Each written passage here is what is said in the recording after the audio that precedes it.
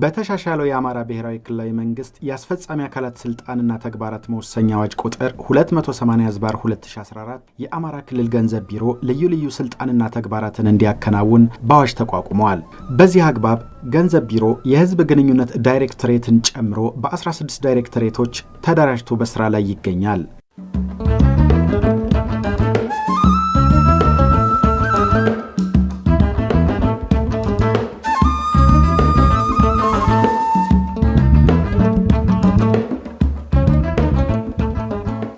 በህግ በተሰነደው የበጀት የጊዜ ሰሌዳ የበጀት ጥሪ ተደርጎ በጀት በየደረጃው በሚገኙ ምክር ቤቶች ጸድቆ ለባለ በጀት የወረዳና የከተማ አስተዳደሮችና ተቋማት እስኪለቀቅ የአሰራር ቅደም ተከተሉ የበጀት ዝግጅት ይሰኛል። ምክር ቤቱ በየሩብ ዓመቱ ይሰበሰባል። በሩብ ዓመቱ ሲመጣ ወይም ሲሰበሰብ የመጀመሪያ አጀንዳ የሚያዘው የኛ ተቋም በሁለት ነገር ነው። አንዱ የበጀት አስተዳደር ስርዓታችን በጀታችን የምናስተዳድረው እንደኛ በውስጥ ቁጥጥር ስርዓታችን ጠንካራ ነው። የውስጥ ቁጥጥር ስርዓትን ስገልጽ መጣብታለሁ። ከዛ በተረፈ ግን በጀት አጠቃቀምን በተመለከተ በየኳርተሩ ለዞን ካቢኔ ይቀርባል።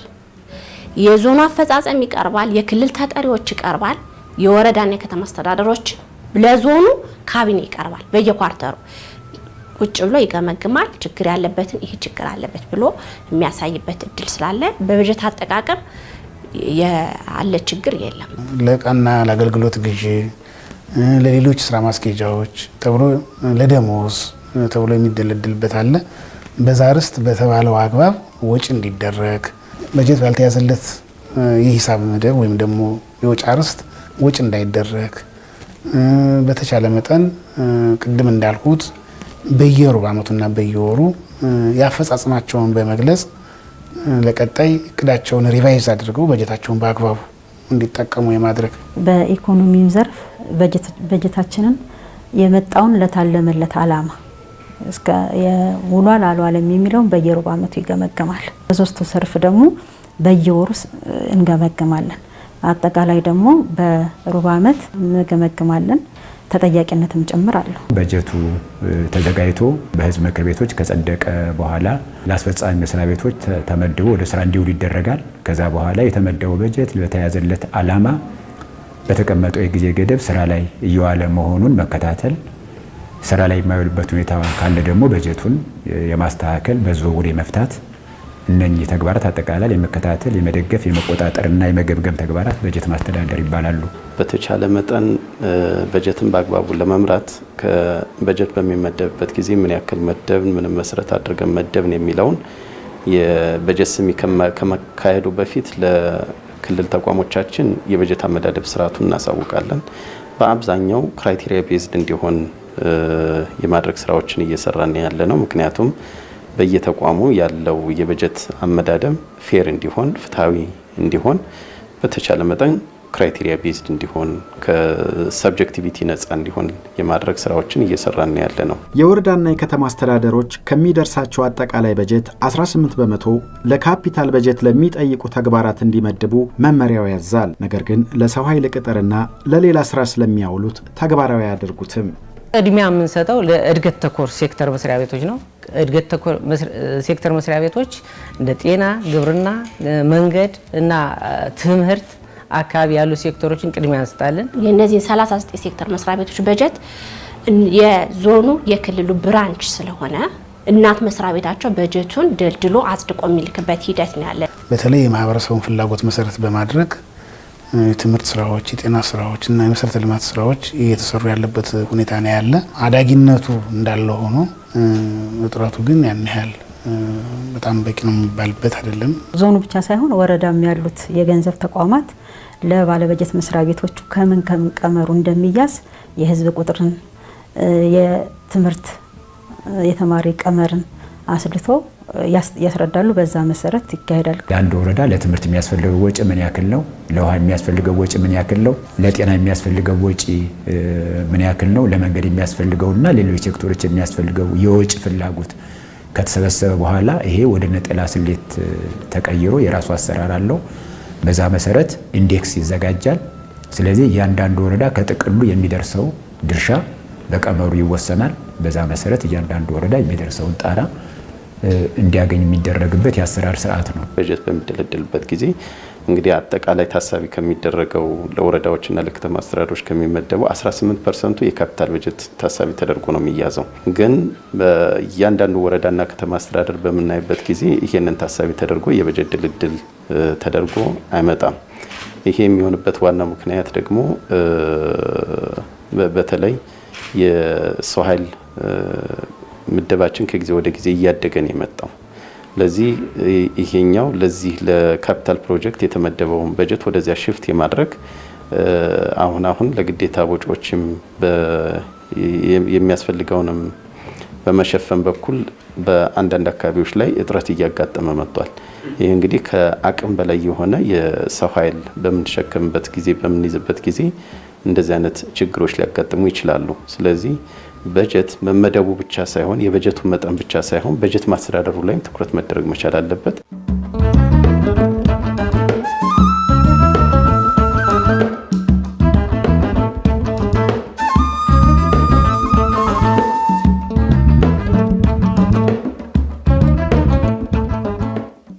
ለክልል ተቋማት የበጀት ሰሚ ከመካሄዱ በፊት የበጀት አመዳደብ ግንዛቤ እንዲኖራቸው ይሰራል። የሚመደብላቸው በጀትም አደላደሉ ፍትሐዊነትን መሰረት ያደርጋል። ከክልልና ከወረዳው የሚሰበሰብ ጥቅል በጀት የቀመር ድርሻችንን እሱን ተከትሎ በጀቱን የምናስተዳድርበት ምንገመግምበትና አመዳደቡንም ፍትሐዊ በሆነ መንገድ ምናስሄድበት ነው የሚሆነው።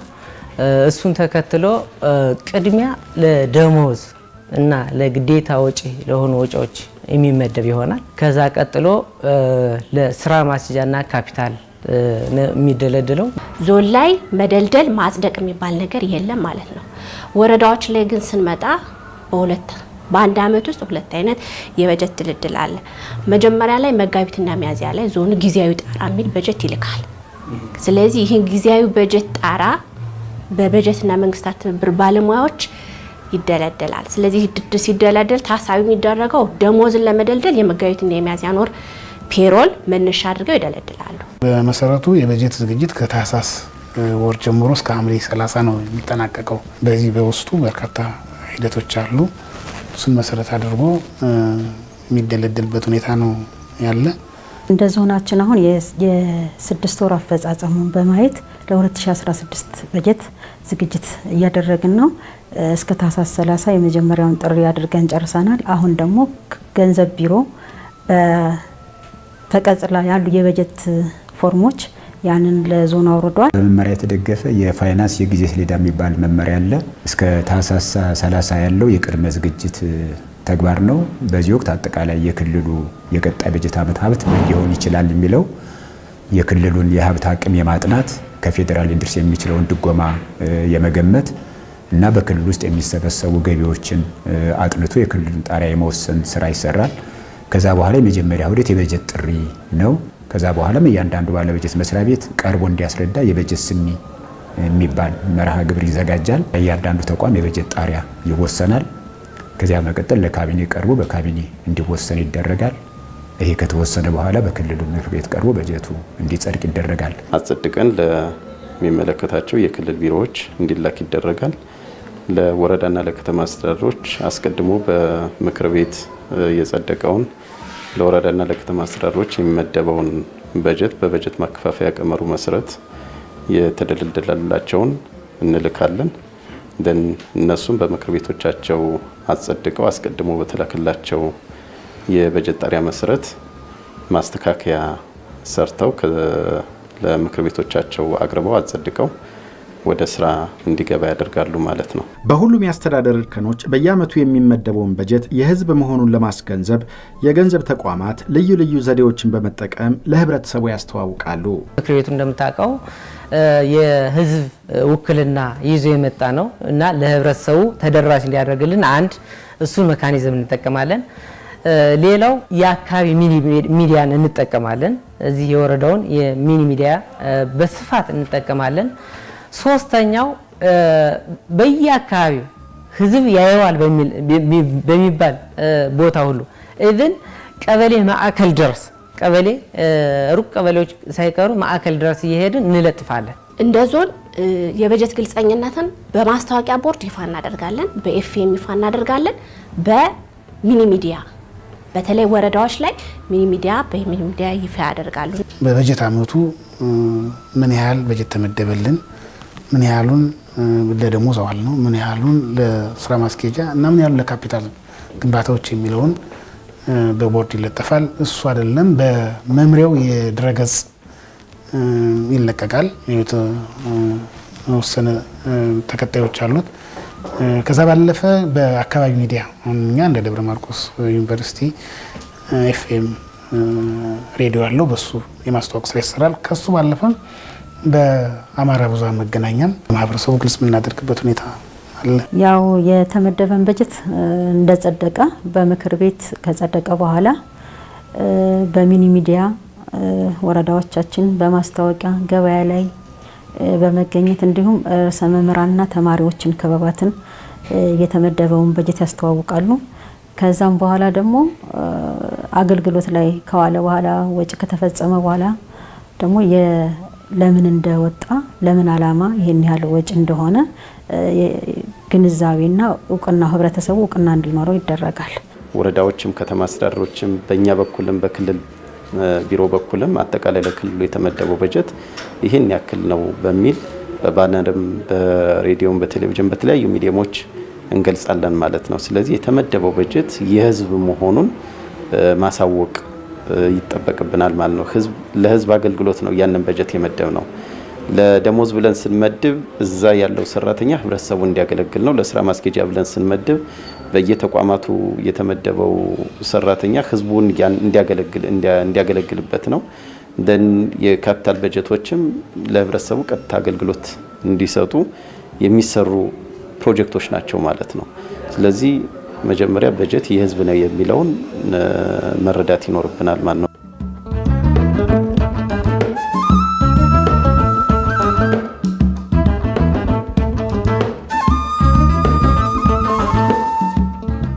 በ1999 ዓመተ ምህረት የተካሄደው ህዝብና ቤት ቆጠራ ላይ ተመስርቶ በበጀት ማከፋፈያ ቀመሩ የክልሎች በጀት ከፌዴራል ይላካል። የአማራ ክልል መንግስትና ህዝብ በቆጠራው ውጤት ቅሬታ እንዳላቸውና በዚህም በየዓመቱ የሚመደበው በጀት የሚመጣጠን አለመሆኑን በተደጋጋሚ ለሚመለከተው አካል ቢነገርም በቀጣዩ የህዝብና ቤት ቆጠራ ችግሩ ይቀረፋል የሚል ምላሽ ከፌዴራል መንግስት በመሰጠቱ ህብረተሰቡ የልማት ስራዎች ላይ በሚፈልገው መጠን እንዳይጠቀም አድርጎታል። ክልሉ ከበጀት ምደባ አኳያ በየዓመቱ እያደገ ነው የሚመጣው። የሚመድብልን በየዓመቱ እድገት እያሳየ ነው የሚመጣው። ቢሆንም ግን በቂ አይደለም። በጣም በርካታ የውሃ፣ የመንገድ፣ የሌሎችም በጣም ብዙ መሰረተ ልማቶች ችግር ስላለብን ከሱ አኳያ በቂ ነው ብለን አናስብም፣ አይደለምም ጭምር። ለደሞዝ ከ85 እስከ 90% እየተደለደለ ያለበት ሁኔታ ነው ያለ። ስለዚህ ከዚህ አንጻር እያጋጠምን ያለን ችግር የህብረተሰቡን መሰረተ ልማት ጥያቄ ለመፍታት የበጀት እጥረት እያጋጠመን፣ አብዛኛው በጀት ለደሞዝ እየዋለ ያለበት ሁኔታ ስላለ ይህን ክልሉ ሌላ ዲዛይን ማድረግ ያለበት ነገር አለ ብዬ አስባለሁ። ባለው በጀት ግን በተለይ የማህበረሰቡን ፍላጎት መሰረት በማድረግ የትምህርት ስራዎች፣ የጤና ስራዎች እና የመሰረተ ልማት ስራዎች እየተሰሩ ያለበት ሁኔታ ነው ያለ። ያው አዳጊነቱ እንዳለ ሆኖ እጥረቱ ግን ያን ያህል በጣም በቂ ነው የሚባልበት አይደለም። በደሞዝና ስራ ማስኬጃ እድገቱ አለ። ካፒታል በጀት ግን እየቀነሰበት የመጣ ነው ያለው። ከ2011 ጀምሮ እስከ 2014 በጀት ዓመተ ምህረት ድረስ በደሞዝና በስራ ማስኬጃ ወደ 89% እድገት አሳይቷል። በካፒታል በጀት ግን እየቀነሰ ነው የመጣው። ክልሉ ካለው የወጪ ፍላጎትና የልማት ፍላጎት አንጻር ሲታይ አሁን እየጸደቀ ያለው በጀት በቂ የሚባል አይደለም። ስለዚህ አማራጭ የገቢ ምንጮችን ፈልጎ ገቢን የማስፋት ገቢን የማሳደግ ነገር ከክልሉ ይጠበቃል። በጀታችን ከሁለት ሶርስ ነው የምናገኘው፣ ከሁለት ምንጭ ነው የምናገኘው። አንደኛው ክልሉ ከሚሰበስበው ገቢ ነው። ሁለተኛው ደግሞ የፌዴራል መንግስት ከሚሰጠው የበጀት ድጎማ ነው። እንግዲህ የክልሉ የሚሰበስበው ገቢ በራሳችን እጅ ያለ ነው። ይህም በየዓመቱ ማሳደግ ይጠበቅብናል። የፌዴራል መንግስት ደግሞ ለክልሎች በበጀት ማከፋፈያ ቀመር መሰረት የፌዴራል መንግስት መጠኑን ይወስናል። ከዛ በኋላ በፌዴሬሽን ምክር ቤት በጸደቀው የበጀት ማከፋፈያ ቀመር መሰረት ለክልሎች ይከፋፈላል። እዚህ ላይ ክፍተቶች እንዳሉ ለማሳየት ጥረቶችን አድርገናል። ነገር ግን ያው የሚሰጠው ምላሽ አሁንም ድጋሚ ቆጠራ በሚደረግበት ጊዜ ማስተካከያ ይደረጋል ነው እና ይሄ የህዝቡን ተጠቃሚነት እየጎዳ ያለ ስለሆነ ይሄ ዳግም ቆጠራ እንዲደረግ ፑሽ ነው እያደረግን ያለ ነው ማለት ነው። በየዓመቱ የሚመደበው የክልሉ በጀት በቁጥር ደረጃ አድጓል። ይሁን እንጂ የክልሉ ህዝብ ከበጀቱ የልማት ተጠቃሚ አይደለም። ችግሩን ለመፍታትም የበጀት ድጎማ ቀመሩ እልባት ሲያገኝና ክልሉ ገቢን የመሰብሰብ አቅም ሲያሳድግ ችግሩ መፍትሄ እንደሚያገኝ ይጠበቃል። ከእድገቱ አንጻር 2011 ላይ 3.007 ቢሊዮን ብር ነበር በጀታችን። 2014 5 ቢሊዮን 204 ሚሊዮን የደረሰበታልና እድገቱ 15.4% ነው። የበጀት አመዳደቡን ስናይ ለደሞዝ ከ85 እስከ 90% እየተደለደለ ያለበት ሁኔታ ነው ያለ። 2015ንም እንደማነጻጸሪያ ብንወስድ ያው ተጨማሪ ተቀናሽ እንደሚኖር ታስቦ እስካሁን ባለው 7.3 ቢሊዮን ብር ተመድቦልን ከባለፈው አመት በ4% ከፍ ያለ ነው። አጠቃላይ ሲታይ ከ2011 እስከ 2014 89% እድገት አለው በጀቱ። ካፒታል በጀት ግን እየቀነሰበት የመጣ ነው ያለው። እንደ ዞናችን ስፋት፣ እንደ ህዝቡ ብዛት ትክክለኛ የሆነ በጀት አይለቀቅልን። ትልቁ በጀት በወረዳ የሚይዘው የመደበኛ በጀት ነው፣ ከመደበኛም ደሞዝ ነው። ግን ከፍተኛ ስራ ማስኬጃ መድቦ ደግሞ ምንም አይነት ካፒታል ያለ መመደብ እንዲህ አይነት ችግሮች ይታያሉ። ዞሮ ዞሮ የጥሮቱ መንስኤ አጠቃላይ የክልሉ ሀብትና በአስተዳደር ጋር የሚያዙ ችግሮች ናቸው። በ2009 በጀት ዓመት አጠቃላይ የነበረው የክልሉ በጀት 32.7 ቢሊዮን የነበረው አሁን እንግዲህ ያ አድጎ በ2015 በጀት ዓመት ወደ 95.3 ቢሊዮን አድጓል ማለት ነው። ለዚህ ከፍተኛ እድገት ነው። ይሄንን አቅማችንን በየጊዜው እያሳደግን መሄድ መቻል አለብን።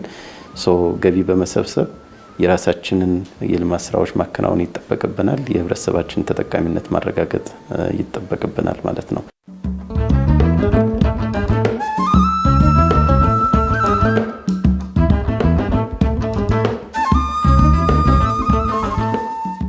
ባለፉት ዓመታት ሰኔ ወር ላይ በጀት ድጋሚ ይለቀቅ ስለነበር በባለ በጀት ተቋማት ያልተገባ የገንዘብ አጠቃቀም ይስተዋል ነበር። ከቅርብ ጊዜ ወዲህ ግን በጀት ቀድሞ ዝውውር ስለሚፈጸም የሚባክን የመንግስት ሀብት እንዳይኖር አድርጎታል። አይደለም የመደበኛ በጀትን የሲቪል ማህበረሰብ ድርጅቶችን ገንዘብ ራሱ በዛ መንገድ በየወሩ እንገመግማለን። ቲም አዋቅረን በየቦታው ድረስ መስክ ድረስ ሄዶ የሚጎብኝና ኤቫሉዌት የሚያደርግ ቲም አለን።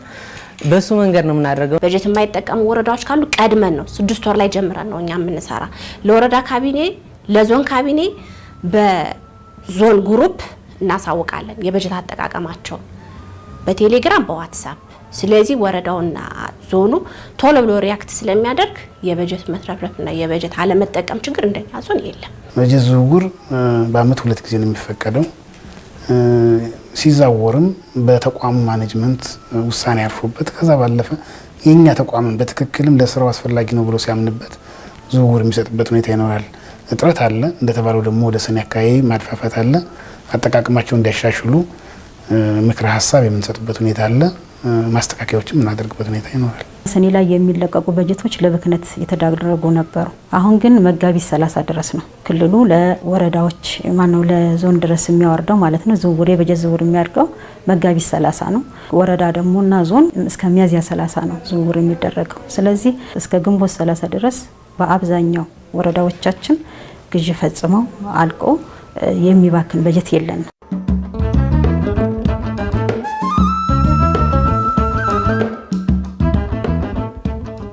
በጀትን በማስተዳደር በኩል እየገጠሙን ያለ ችግር አንዱ ወረዳው ከሚችለው አቅም በላይ እቅድ የተሰጠን መሆኑ ነው። በጀት አስተዳደር ጋር ተያይዞ የሚያጋጥመን ችግር እንግዲህ ብዙ ጊዜ ክልል ላይ የመዘግየት ችግር አለ። ክልል ላይ በጀት ቶሎ አይመጣም።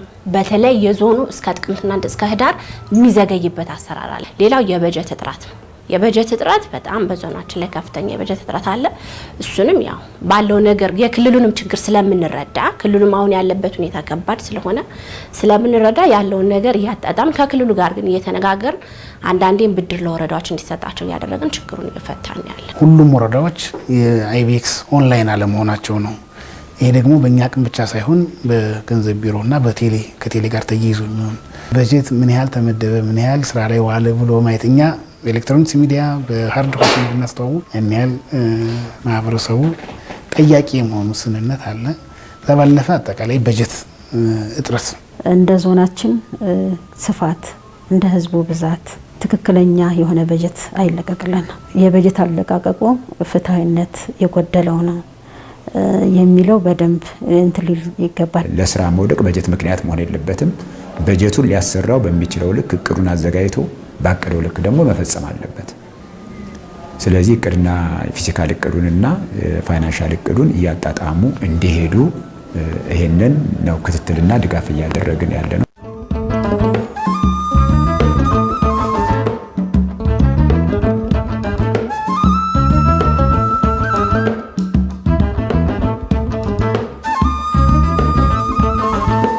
አይቤክስ በመስራታችን የተጠቀምነው ምንድነው? አንዱ የከፍተኛ የሆነ የሰነድ ክምችትን ይቀንስልናል።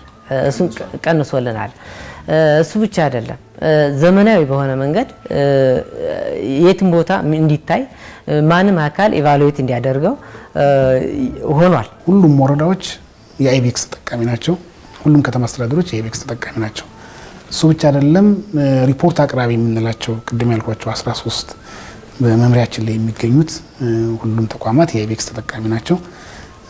ያው የተወሰኑት ኦንላይን ናቸው። ማንኛውም ሰው ገብቶ ላይ የሚችልበት እድል ይኖራል። ስለዚህ በዚህ አግባብ እየተመዘገቡ ትክክለኛነታቸውም እየተረጋገጠ የሚሄድበት ሁኔታ ነው ያለው። እኛ ወረዳ ላይ ከፍተኛ የሆነ በጀት የምናወጣው ለተሽከርካሪ ነው።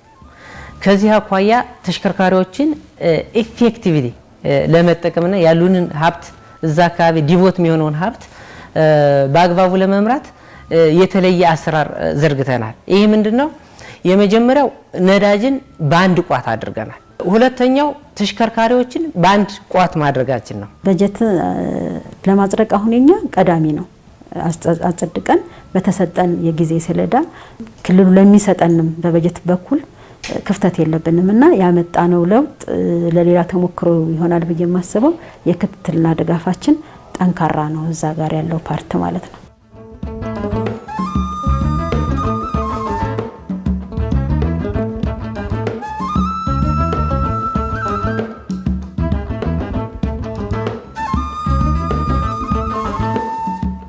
በአማራ ክልል ከሚመደበው ከ60 እስከ 70 በመቶ የሚሆነው በጀት ለግዢ አገልግሎት ይውላል። የመንግስት ግዢ ከብልሹ አሰራር ነፃ እንዲሆን በቅድ እንዲመራ በአዋጅና በመመሪያ ተገድቧል። ሌላ ችግር እስካልገጠመው ጊዜ ድረስ የመንግስትን ሀብትና ንብረት ሊያስጠብቅ የሚችል የግዢ አማራጭ መሰረት አድርጎ ነው ግዢ የሚፈጽመው።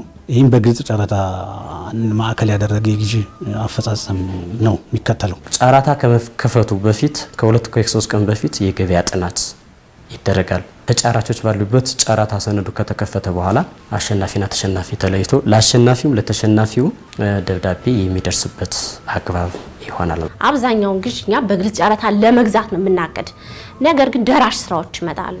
ደራሽ ስራዎች ሲመጡ ያልተጠበቁ ደራሽ በጀቶች ሲመጡ ግን በፕሮፎርማ በውስን ጨረታ በቀጥታም እንገዛበት በባህላዊ ግዥም እንገዛበት አጋጣሚ ይኖራል። እንደኛ ዞን ከሁሉም የተሻለ የሚባለው ግልጽ ጨረታ የግዥ ዘዴን ነው የምንጠቀመው። የውስን ጨረታም የምንጠቀምበት እድል ይኖራል። ከዛ ባለፈ ቀጥታም የምንገዛቸው በተለይ የዩቲሊቲስ የምንላቸው ከክፍያ ጋር ተያይዞ በባህሪያቸው ቀጥታ የሆኑ ይኖራሉ። ዋናው ተመራጩ ግልጽ ጨረታ ነው። ነገር ግን ደግሞ እንዳመጣጡ ውስን ጨረታ እንጠቀማለን፣ በቀጥታ እንጠቀማለን። አስቸኳይ አጣዳፊ ነገሮች ብቸኛ የሆነ ነገር ካለ እንደ ግዢው አይነት እንጠቀማለን። የግዢ አፈጻጸም መመሪያ ቁጥር 123 አንቀጽ 7 ንዑስ አንቀጽ 3 ማናቸውም ግዢ በቅድ እንዲመራ ያለ። ከዚህም ደግሞ በግልጽ ጨረታ ዘዴ የግልጽ ጨረታ ዘዴ ተመራጭ የሆነበት ዋና ምክንያት ምንድነው? አንደኛ መንግስት ከብዙ ተጫራቾች የተሻለ ጥራትና አነስተኛ ትክክለኛ የውድድር ዋጋ እንዲያገኝ ያስችሏል። ሁለተኛ ወደ ግዢ መረቡ አዳዲስ ህጋዊ ተጫራቾች እንዲገቡና አሳታፊ ሆነ ኢንተርናሽናሊ አክሴፕትድ ወደ ሆነው አሳታፊ ሆነ የግዢ ስርዓት እንዲገባ ያደርጋል። በተቻለ መጠን ለታክስ ፔሩ ለግብር ከፋዩ እኩል እድል ይሰጣል። እንደገናም ለቁጥጥር ማመች ነው። ግዢን በቅድ መምራት አለብን የሚለውን መውሰድ ይኖርብናል። ግዢያችን በአዋጅ ነው የሚመራው፣ በመመሪያ ነው የሚመራው። ስለዚህ የአዋጅ ቁጥር 179/2003 የግዢና ንብረት አስተዳደር አዋጅ አለን። የግዢ መመሪያችን ደግሞ ቁጥር 1/2003 ነው። ስለዚህ እነዚህን መሰረት አድርጎ የግዢና ንብረቶቻችን በዚህ ይተዳደራሉ ማለት ነው። በዚህ ነው የሚመሩት። ለዚህ ሁሉም ነገር ክሊር ሆኖ ተቀምጧል ማለት ነው። እዚያ ጋር ግዢ እንዴት መፈጸም እንዳለበት፣ ንብረቶቻችን እንዴት መተዳደር እንዳለባቸው በግልጽ ተቀምጠዋል ማለት ነው። ለዚህ ብልሹ አሰራር እንዳይኖር እንግዲህ አንደኛው የቢሮክራሲውን ነው ምን ጨምረው ያ ማለት በተለያየ ደረጃ የግዢ አፕሮቭ የሚደረግበት ሁኔታ አለ። ይሄ ሰንሰለቱን በምታበዛበት ጊዜ ትንሽ የቼክ ኤንድ ባላንስ ነገር ይኖረዋል ተብሎ ታሳቢ ስለሚደረግ የመንግስትን ሀብት በዛ መንገድ ነው የምንመራው። ባለበጀት ተቋማትም በጀት በደረሳቸው በ30 ቀናት የግዢ እቅድ ያዘጋጃሉ። እቅዱም ግልጽ ጨረታን መሰረት ያደርጋል። እንደ ግዢው አይነት ሌሎች የግዢ አይነቶችን አካቶ ንብረቶች በጊዜ ሰሌዳ ተገድበው ግዢ ይፈጸማል። እንግዲህ አይከል ከተማ ገንዘብ ጽሕፈት ቤት ከዚህ በፊት የግዢ ስርዓትን ሲያከናውን በመጀመሪያ ደረጃ የግዢ ፍላጎትን ከተቋማት ይሰበስባል። ተቋማት በአመቱ እንዲገዙልኝ ይፈልጋለሁ ብለው ያሰቧቸውን መረጃዎች ይሰበስባል። መረጃዎቹን ከሰበሰበ በኋላ እቅድ ያዘጋጃል። እንዴት እንደሚፈጽም እቅድ ካዘጋጀ በኋላ የቅድመ የገበያ ጥናት መረጃ ይሰበስባል። ቅድመ የገበያ ጥናት መረጃ ከሰበሰበ በኋላ ቅድም እንዳልኩት የግልጽ ጨረታ ያወጣል። አሸናፊ ይለያል። አሸናፊ ከለየ በኋላ ውል ይሰጣል። ሁሉንም ግዥ በግዥ ጨረታ የማንፈጽማቸው ደግሞ እንትኖችም እንደሚኖር ኤክስፔክት መደረግ አለበት። ለምሳሌ ወደ ውስን ጨረታ የሚሰዱ ወቅታዊ ሁኔታዎችም ለምሳሌ ህልውና ዘመቻውን ብናነሳ ጨረታ ላይ አየር ላይ ሆኖ የሚገዙ ነገሮች አልነበሩም። ያው እኛም ባሳለፍነው ጊዜ እንጂ ብዙዎቹ ግዢዎች የተፈጸሙት በዚህ መንገድ እና ውጤታማ ነው ብለን ነው የምናስበኛው። እንደ ዞን የግዢ ሂደታችን የሚሆነው መጀመሪያ ሐምሌ ላይ ስንነሳ ኮሚቴዎችን ዲዛይን እናደርጋለን። ስለዚህ እነዚህን ኮሚቴዎች አሳይን ካደረግን በኋላ ወደ ግዢ ፍላጎት ማሰባሰብ እንገባለን። እዛ ከግዢ ፍላጎት ተነስተን በሎት እናደራጃቸዋለን። ይህን ከሰራም በኋላ ምናልባት ስፔሲፊኬሽን የሚያስፈልጋቸው ካሉ በሙያ ወይም በባለሙያ ስፔሲፊኬሽን እንዲወጣላቸው ይደረጋል። ይህንን ካደረግን በኋላ የተሟላ የጨረታ ሰነድ እንዲዘጋጅ ይደረጋል። ይህ የተዘጋጀው ሰነድ ደግሞ በጨረታ ገምጋሚ ኮሚቴ በትክክል የሚፈለገውን መስፈርት አሟልቷል ተብሎ ከተገመገመ በኋላ እና እውቅና ከተሰጠው በኋላ የግዢ ቡድኑ ቅድም ባልኩት ተነባቢነት ባላቸው ጋዜጣዎች በግልጽ ጨረታ እንዲወጣ የሚደረግበት ሁኔታ ይፈጸማል ማለት ነው። በአብዛኛው ወረዳ በአመት 2 ጊዜ ግዢውን ይፈጽማል ማለት ነው። መጀመሪያ እስከ ታህሳስ 30 ባለው ያልቃል። ከዛ ደግሞ በጀት ዝውውር ሚያዝያ 30 እስከሚያልቁ በፊት እንዲሁ ፍላጎት እናሰባስባለን። ያልተጠቃለለ ግዢ ካለ ልክ እንደ ማንኛውም ስራ ሁሉ የግዢ ስራ በእቅድ ነው መመራት ያለበት። በዚህ መሰረት በበጀት አመቱ መጀመሪያ እያንዳንዱ መስሪያ ቤት በጀት በደረሰው በ30 ቀናት ውስጥ በዛ ትይዩ የግዢ እቅድ እንዲያዘጋጅ ይደረጋል። በዛ መሰረት እቅዱ ግልጽ ጨረታን መሰረታዊ አድርጎ ልክ እንደ ግዢው ባህሪ ተስማሚ የግዢ ዘዴዎችን መምረጡ፣ ይሄ ዕቃ መቼ እንደሚገዛ፣ ይሄ ንብረት መቼ ተፈጻሚ እንደሚሆን ማስቀመጥ መቻል አለበት። ግዢ ጠያቂ የመንግስት ተቋማትና ግዢ አቅራቢ የግል ድርጅቶች የግዢ መመሪያን መሰረት አድርገው ስለሚሰሩ በክልሉ ከግዢ ጋር ተያይዞ የከፋ ችግር አላጋጠመም።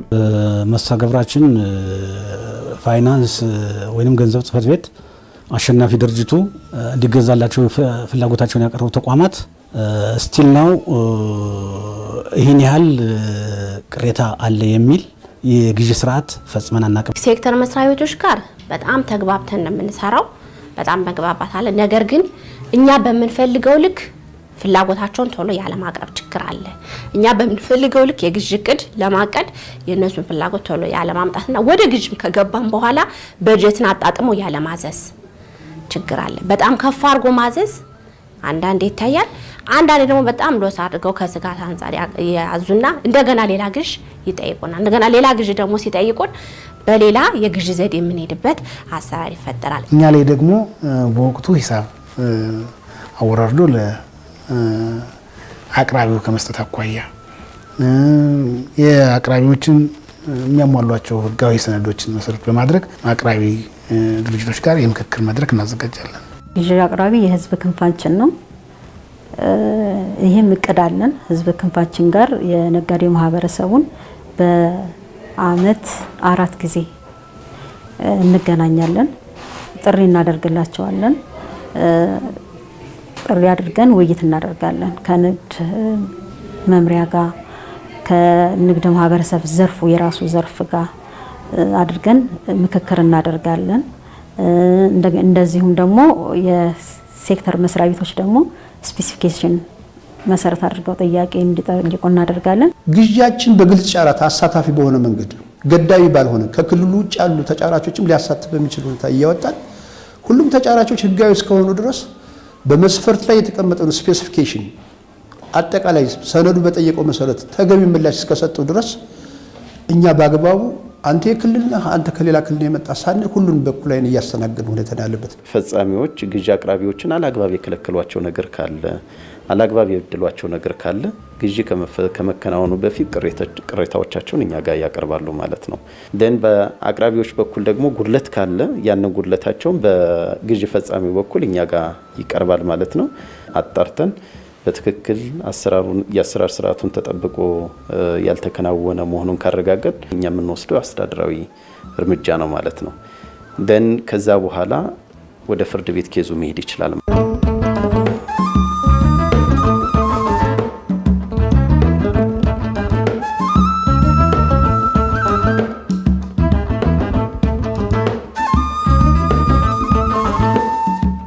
የግዢ ተግባር በሚፈጸምበት ወቅት ከግዢ ጠያቂና ከግዢ አቅራቢ ተቋማት ችግሮች ቢያጋጥሙም ከስር ከስሩ መፍትሄ እንዲያገኝ ይደረጋል። ከግዢ አዋጁና መመሪያ ጋር የተያያዘውን ግን የፌዴራል መንግስት አዋጁን እስኪያስተካክል ቢሮ በደብዳቤ እያረመ ተፈጻሚ ያደርጋል።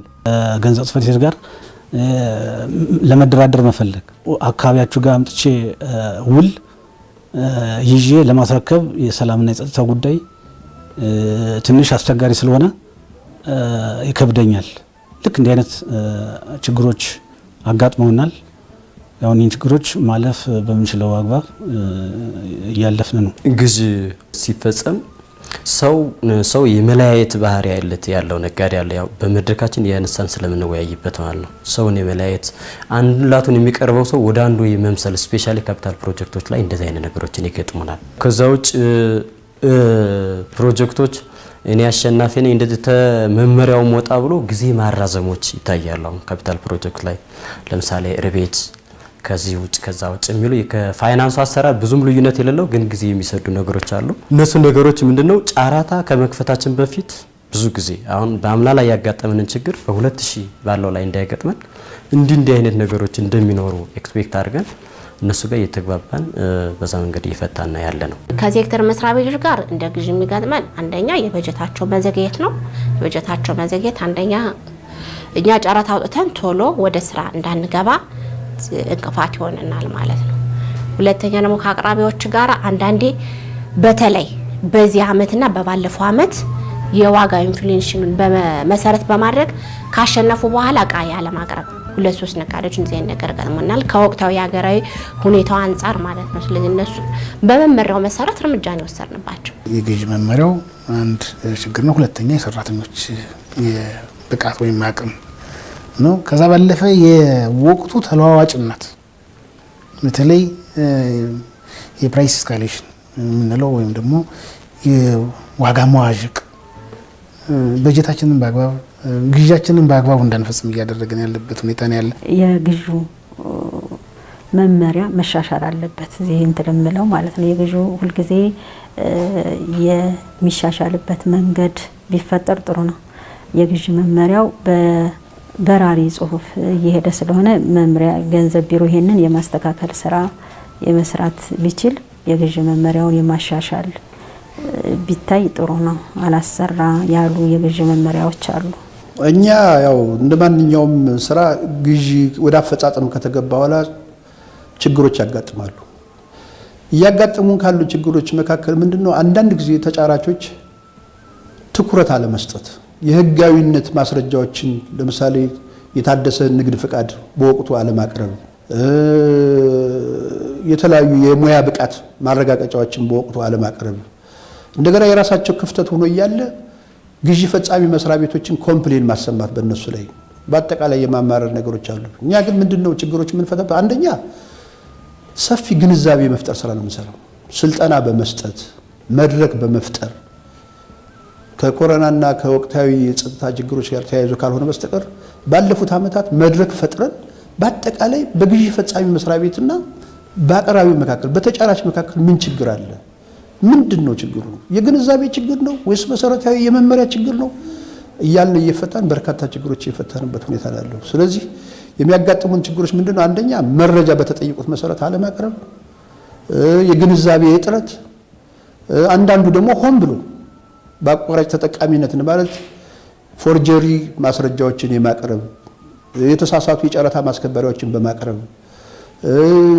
የተጠየቁትን ሳይሆን ያልተጠየቁትን ጥያቄዎች በማቅረብ ችግሮች ሲፈጥሩ እኛም ቆይም በመመሪያ መፈታት ያለበት በመመሪያ ከግንዛቤ አንጻር መፈታት ያለበት በስልጠና መድረክ በመፍጠር ችግሮችን እየፈታን ወደፊትም በዚህ መልክ የሚያጋጥሙ ችግሮች ከስር እያየን የምንፈታበትን መካኒዝም እንፈጥራለን። ከግዢ መመሪያው ጋር ተያይዞ ያለው እንግዲህ የግዢ መመሪያው ማለት መጀመሪያ የግዢ አዋጁ መሻሻል ይጠበቅበታል ማለት ነው። የግዢ አዋጃችን እንግዲህ ከፌዴራል መንግስት የግዢ አዋጅ የተቀዳ ነው። እንግዲህ እንደ ሀገርም ሁሉም ክልሎች ላይ የምንጠቀምበት የግዢ አዋጅ ከፌዴራል መንግስቱ የተቀዳ የግዢ አዋጅ ነው።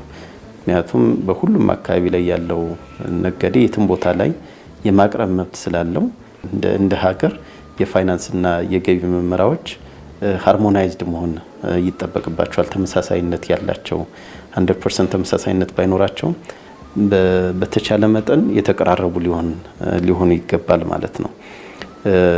ስለዚህ የግዢ አዋጃችን እንዲሻሻል በእኛ በኩል ከጀመርን ቆይተናል። እንግዲህ እየጠበቅን ያለ ነው የፌዴራል መንግስት የግዢ አዋጁ ተሻሽሎ እስከሚወጣ ነው።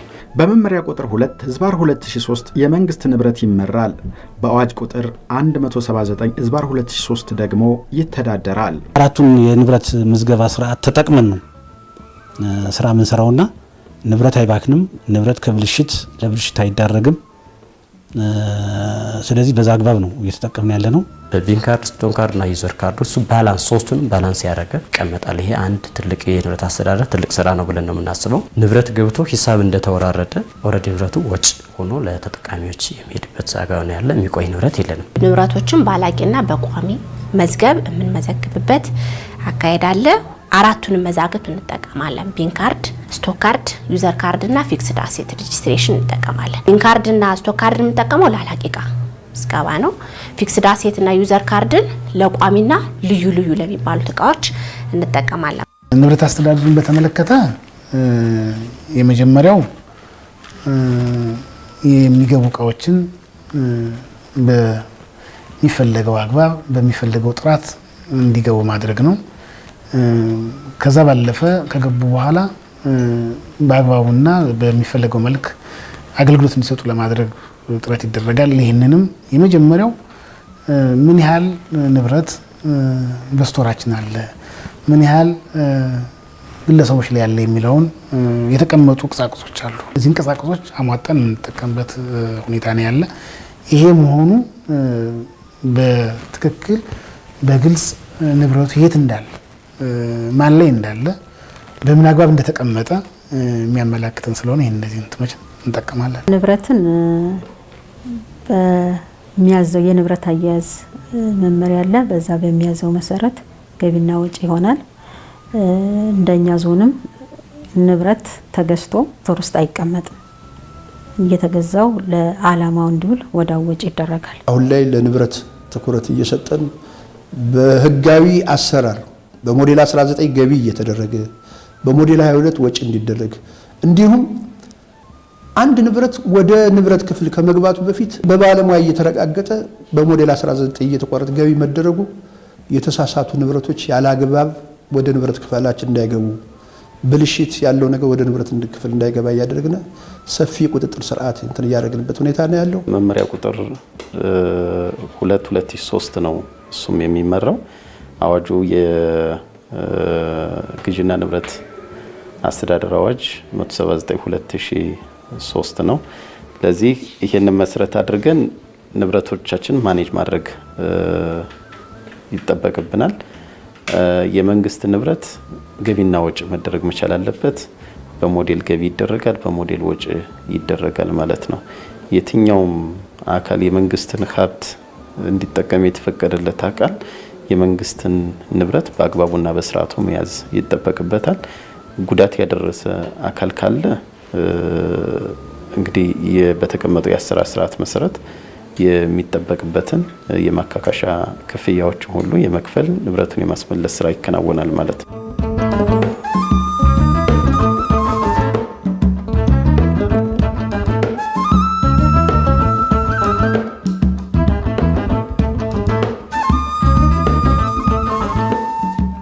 እንደ ጥሬ ገንዘብ አገልግሎቱን ያጠናቀቀ የመንግስት ንብረት ትኩረት ሳያገኝ በመኖሩ ምክንያት የመንግስት ሀብት ሲባክን ቆይቷል። ከቅርብ ጊዜ ወዲህ ግን አገልግሎታቸውን ያጠናቀቁ ንብረቶች የሚወገዱበት ስራ ትልቅ እፎይታን ፈጥሯል። በእኛ አቅም መወገድ የሚገባቸው ንብረቶች ቶታሊ ያስወግደናል። አሁን በብር ደረጃ በዚህ በ4 ዓመት ወደ 891 ሺህ ብር በላይ የሚገመት ብር ወደ ሀብትነት የቀየርንበት አግባብ አለ። በእኛ አቅም ደረጃ የማይወገዱትን ደግሞ ለምሳሌ ተሽከርካሪዎችን ወደሚመለከተው አካል ደብዳቤ ይጻፍ እንዲወገዱ የማድረግ ስራ ምናምን መኪኖችን አስወግደናል። እንደ ዞን 17.2 ሚሊዮን ብር ገቢ ማግኘት ችለናል። ስለዚህ ይህን ንብረት ማስወገዳችን አንደኛ ለረጅም ጊዜ በየቦታው ተንጠባጥበው የነበሩ መኪኖችን እና ለተለያየ ምዝበራ ሲዳረጉ የነበሩ መኪኖችን መታደግ ችለናል። ሁለተኛ ከዛው ላይ ከቆሙበት አፈር ብል ሲበላቸው የነበሩ ንብረቶችንም አገልግሎት እንዲሰጡና ገቢ እንዲያስገኙም ጭምርት አድርገናል። በ2014 በጀት ዓመት ወደ 7,307,622 ብር ሊያወጣ የሚችል ንብረት በሽያጭና በስጦታ ማስወገድና ማስተላለፍ የቻልንበት ሁኔታ ነው ያለ። በ2015 ደግሞ እስከ አሁኑ በጀት እስካሁኑ ግማሽ ዓመት ድረስ ደግሞ ወደ 2,522,337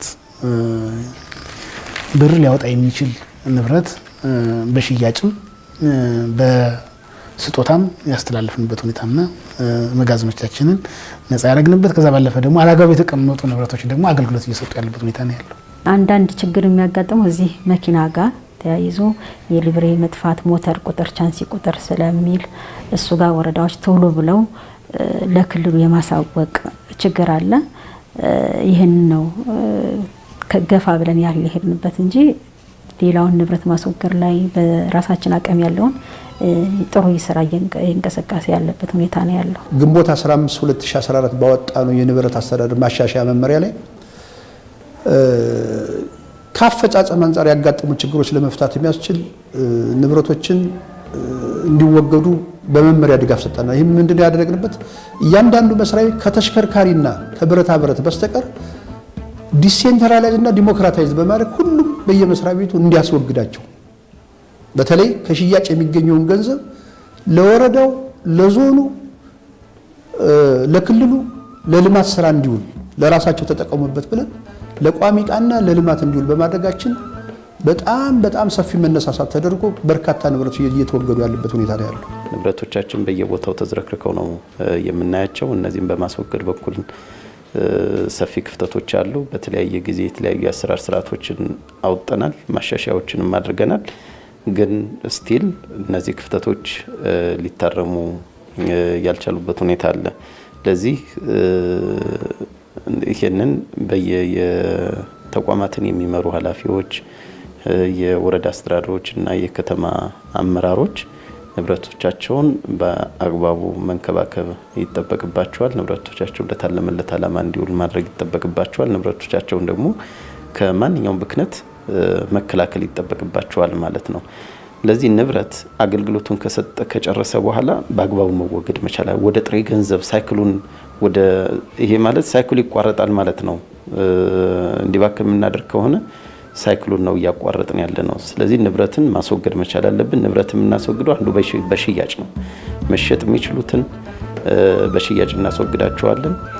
ለሌላ መተላለፍ ያለባቸውን ደግሞ ለሌላ ማስተላለፍ እንችላለን። ቀይጠን ለሌላ ዓላማ መጠቀም እንችላቸውን ደግሞ ለሌላ ዓላማ መጠቀም እንችላቸዋለን።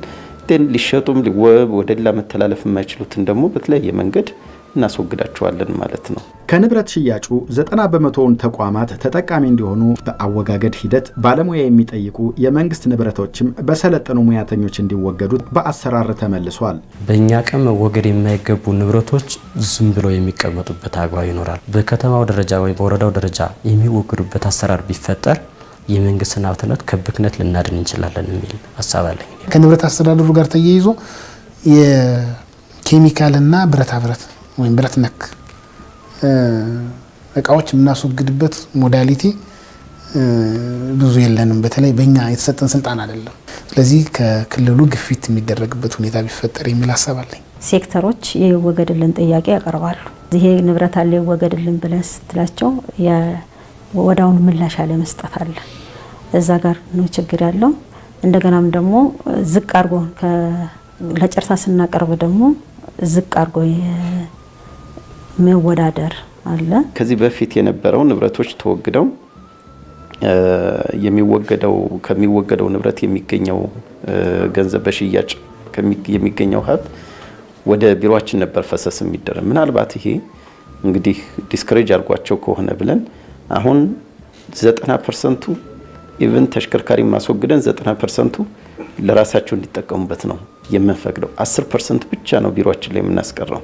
ሙሉ በሙሉ ራሳቸው እንዲጠቀሙበት በተጨማሪ በጀትነት አውጀን እንሰጣለን። ኬሚካሎችን በዘላቂነት ከማስወገድ አኳያ በእኛ ቢሮ በኩል አሁን ይህንን የሙያም የሚጠይቅ ስለሆነ ይህንን ለማስወገድ ዳይሬክሽን ማውረድ አንችልም። እኛ የሚመለከታቸው አካላት ናቸው ይህንን ጉዳይ እንዲወገድ።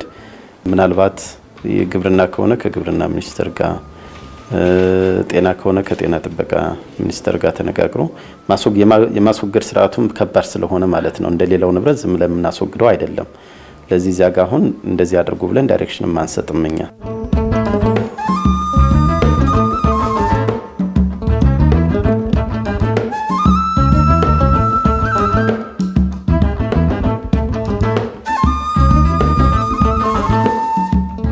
ንብረት አስተዳደርን በበለጸገ ሶፍትዌር እንዲመራ ቢሮ ከሚመለከተው ተቋም ጋር ስምምነት የፈጸመ ሲሆን ስራው ሲጠናቀቅም የመንግስት ንብረት በዘመናዊ ቴክኖሎጂ እንዲተዳደር እድል ይፈጥራል። ዳታ ቤዝድ ለማድረግ ሰነድን አስተዳደር ምክር ቤቱን በጀት እየጠየቅን ነው። የሚገዙ ማቴሪያሎች ተገዝተው ባለሙያ ተቀጥሮልን አጠቃላይ የከተማ አስተዳደሩ ሰነድ ዳታ ቤዝድ መሆን አለበት የሚል ሀሳብ አንስተናል። ያው እንደ አካባቢያችን የተወሰነ የጸጥታ ችግር ስለነበረ የበጀት ችግር ትንሽ የጉዳዩ አካባቢ ከመሆኑ ጋር ተያይዞ ማድረግ ባንችልም ጥያቄውን እያነሳን ዛሬ ነገ እየተባለ ያለ ሀሳብ ነው። ንብረት ሞዴሎች ሁሉ መመርመር አለባቸው ነው የኛ በእንትን ደረጃ።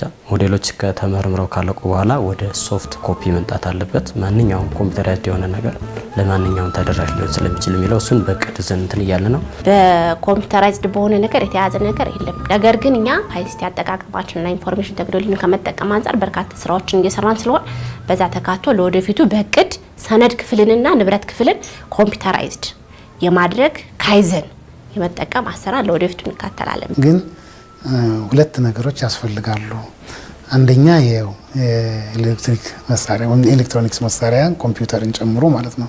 ሁለተኛ ደግሞ ሰዎችን በዛ ልክ ማሰልጠን ይጠይቃል። ስለዚህ እሱን በቀጣይ እንደ ቅድ ይዘን ከገንዘብ ቢሮ ጋርም እየተመካከር ልንሰራበት የሚገባ እንደሆነና በቅዳችን ያዝነው ነው። ለየንብረት ክፍሎቻችን ኮምፒውተር አዘጋጅተናል፣ እቅዷለን።